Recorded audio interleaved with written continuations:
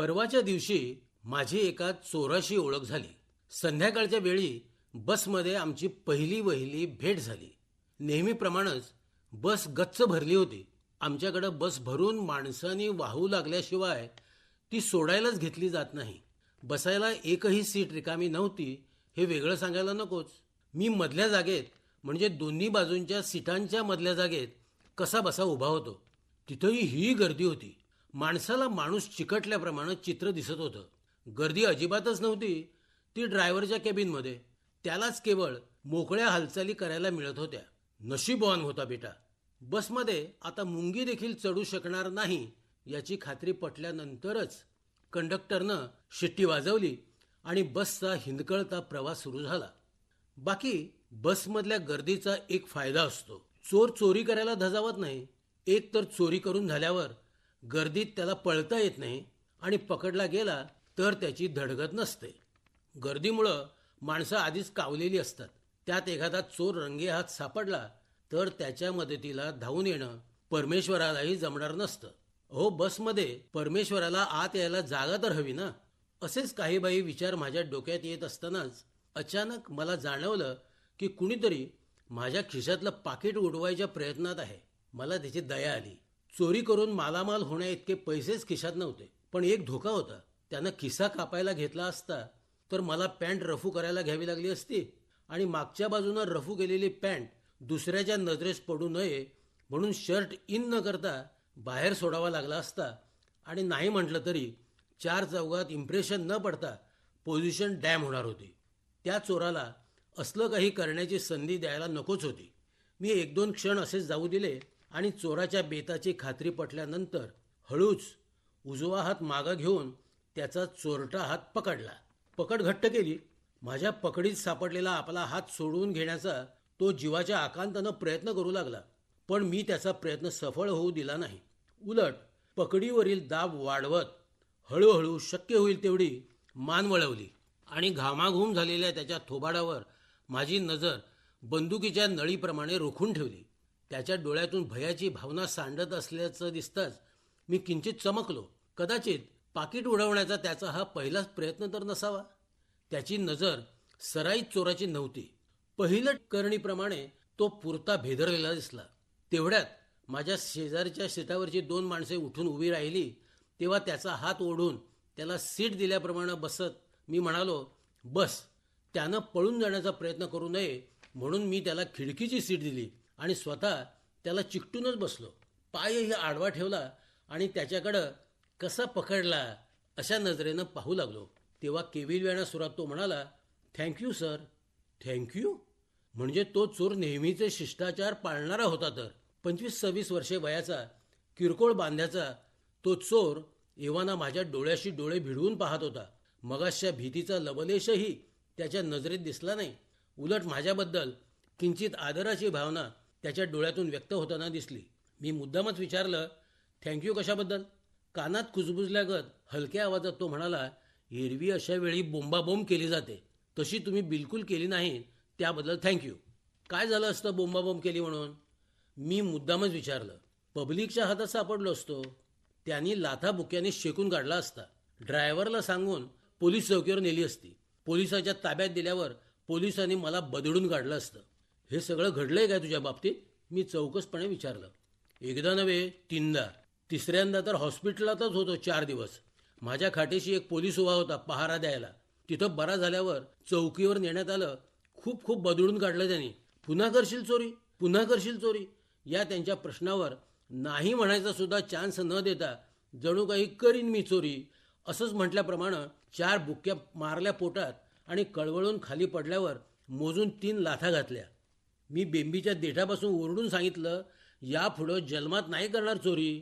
हीच पहिली आणि हीच शेवटची. त्याला पुढं बोलू न देता शब्दात पकडत मी विचारलं, मग आज तुझा हात माझ्या खिशाशी कसा गेला? अहो, चोरी केल्यामुळं पडणारा मार थांबला म्हणून म्हणालो. तसा एकदा सुरू केलेला उद्योग थोडाफार मार पडला म्हणून थोडा सोडता येतो? आम्हाला आमच्या चोर मंडळीत तोंड दाखवायचं असतं. पोलिसांच्या व पब्लिकच्या माराला घाबरून धंदा सोडू पाहतोय म्हणून मला चिडवलं असतं त्यांनी. भित्री बाहूबाई म्हणून सगळ्यांनी माझी खिल्ली उडवली असती. अच्छा, म्हणजे एवढा सगळा मार खाऊन देखील तुझा हा उद्योग चालूच राहिला तर? हो, राहायला चालू. पण खरं सांगतो, जीभ झडेल माझी खोटं सांगितलं तर. तुमचा विश्वास बसणार नाही, पण आजपर्यंत माझी एकही चोरी यशस्वी झालेली नाही. मगाशी तुमचं पाकिट उडवण्याचंही नाही जमलं. अपयश कसं असं माझ्या पाठीमागे हात धुवून लागलाय. असं का होतं समजत नाही. दररोजच्या पेपरात भविष्य तर चांगलं येतं. हात घालाल तिथं सोनं मिळेल असं आज सकाळी छापून आलंय. पण तुमच्याकडून पकडला गेलो. कधी कधी वाटतं सोडून द्यावा हा अपयशी धंदा आणि सुरू करावं चार चौघासारखं साधं अळणी पण सुरक्षित आयुष्य. पण आता मागं फिरणं कठीण झालंय हो. पोलिसाकडे माझे सगळ्या बाजूंचे फोटो आहेत, हातापायांचे ठसे आहेत आणि एवढं सगळं संत रडव्या सुरात सांगून माझ्याकडे कृतज्ञतापूर्वक कटाक्ष टाकीत तो म्हणाला, तुम्ही दयाळू दिसता म्हणून तर वाचलो. कोण घाबरलो होतो मी. आणि मग किंचित गोंधळल्यागत मुद्रा करीत त्याने विचारलं, मला एक सांगा, चोरी करणं हा गुन्हा नाही, पण चोरी करताना पकडला जाणं हा गुन्हा आहे असं म्हणतात ना? पण समजा चोरी यशस्वी झालीच नाही तर, म्हणजे हाताला माल लागलाच नाही तर चोरी केली असं म्हणता येईल का? त्याचा तो आगळा वेगळा सवाल विचार करण्यासारखाच होता. तेवढ्यात स्टॉप आला असं म्हणत तो उठून उभा राहण्याचा प्रयत्न करू लागला. मीही उठून उभा राहिलो. त्याचा उजवा हात माझ्या डाव्या हातात घट्ट होता. तुमचाही हात स्टॉप आहे का? त्यानं विचारलं. तुझ्याबरोबरच उतरेन मी, त्याच्या कानाशी लागत मी म्हणालो. पुन्हा सीटावर बसत तो म्हणाला, तसा माझा स्टॉप यायला वेळ आहे. खूप बोललो ना मी, कंटाळा आला असेल तुम्हाला म्हणून उतरायचं ठरवलं. कसं बोललास? लक्षात ठेव, मीही तुझ्याबरोबरच उतरेन. यापुढं चोरी नकोच करूस तू.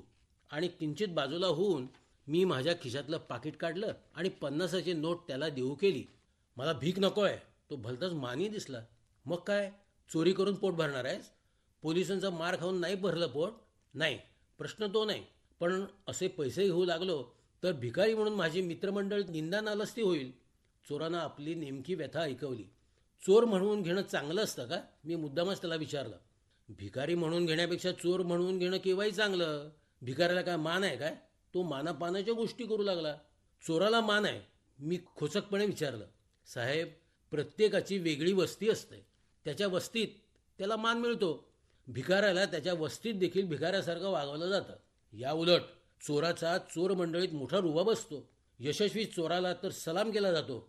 मान गए उस्ताद म्हटलं जातं. म्हणजे तू चोराचा पेशा सोडणार नाहीस तर? मी किंचित रागानं पण हलक्या आवाजात म्हणालो. आमच्या सीटामागचा एक जण आमचं बोलणं कानावर पडावं म्हणून आपले स्वतःचे कान लांब करू पाहतोय हे मी मगापासून एक डोळा कोपऱ्याशी नेऊन पाहत होतो. चोराच्याही लक्षात ती गोष्ट आली असावी. आम्ही दोघेही काहीसे अस्वस्थ झालो आणि मग एकमेकांना डोळ्यांनीच इशारा करत आम्ही दोघेही हळूच उठलो. खाली उतरण्यासाठी दाराशी आलो. बस थांबली. खाली उतरल्यावर मी त्याचा हात सोडून दिला, पण म्हणून काही तो पळाला नाही वा झपझप चालतही गेला नाही. माझ्याकडे पाहत तो म्हणाला, आश्चर्य वाटलं ना तुम्हाला मी पळालो नाही म्हणून? तुम्ही मगाशी मला अभय दिलं, आता का म्हणून मी पळावं? मी चोरी करणं सोडून द्यावं असं तुम्हाला वाटतंय ते माझ्या लक्षात आलंय. पण मी हा पेशा आता सोडू शकत नाही. पण हेही तितकंच खरं आहे की आजकाल आमच्या या धंद्यात चार्म नाही राहिला. माझ्यासारख्यानं तर सफाईनं छोट्यातली छोटी चोरी सुद्धा जमीन अशी झाली आहे. मला या धंद्यात फ्युचर नाही साहेब. पण आता पाय टाकलाय पुढं, तो मागं नाही घेता येणार मला. आणि एवढं सगळं सांगून अपयशी माणसं सोडतात तसा एक सुस्काराही त्यानं सोडला. पुढं काय बोलावं ते मलाही सुचेनसं झालं. आता त्याचा निरोप घ्यावा म्हणून मनातल्या मनात योग्य शब्दांची जमवाजमव करायला घेणार तेवढ्यात एक आश्चर्य घडलं. आमच्याजवळ आणखी एक जण येऊन उभा राहिला.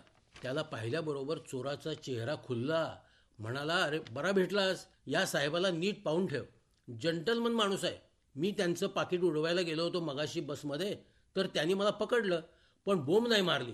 ती त्यांनी मारली असते तर मला शोधायला तुला चौकीवर वा हॉस्पिटलातच यावं लागलं असतं. ते असो, तर साहेबांच्या प्रॉपर्टीला हात नाही लावायचा. मी लावायला गेलो पण नेहमीप्रमाणे यश नाही मिळालं. आणि एवढं सगळं त्याला सांगून माझ्याकडे पाहत तो म्हणाला, साहेब तुम्ही आता सेफ, बिंदास राहायचं. आणि हे सगळं चोराकडं आणि माझ्याकडं आळीपळीने पाहत तो एक माणूस एकदम फसदिशी हसायलाच लागला. मलाही हसू आलं. आम्हा दोघांनाही हसताना पाहून चोराचा गोंधळ उडाला. त्याच्या चेहऱ्यावर भलं मोठ्यालं प्रश्नचिन्ह दिसू लागलं. चोराच्या पाठीवर जोरदार धपाटा टाकत तो म्हणाला, एवढं बाई माहीत नाही रे. मगापासून साहेब साहेब म्हणतोयस तो तुझा हा साहेब आपल्याच लाईनीतला आहे. शेजारच्या गावाहून ट्रान्सफर होऊन आला इकडं.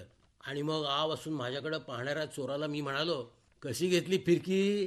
क्षणभर त्याच्या डोक्यात प्रकाश पडला नाही, पण लगेच सगळं गणित सुटल्याप्रमाणे प्रसन्न चेहरा करून तोही आमच्या हसण्यात सामील झाला. मध्येच हसण्याचं थांबवून आणि स्वतःच्याच डोक्यावर टप्पल मारत तो म्हणाला, तुझ्या पाकिटाला हात घातल्यावर माझा हात तू पकडलास, त्यावेळी बोंबाबोंब नाही केलीस, तेव्हाच डोक्यात यायला पाहिजे होतं माझ्या. पण नाही आलं, डोकं नाही चाललं आणि आम्ही तिघेही एकमेकाकडे पाहत हसू लागलो, टाळ्या देऊ लागलो.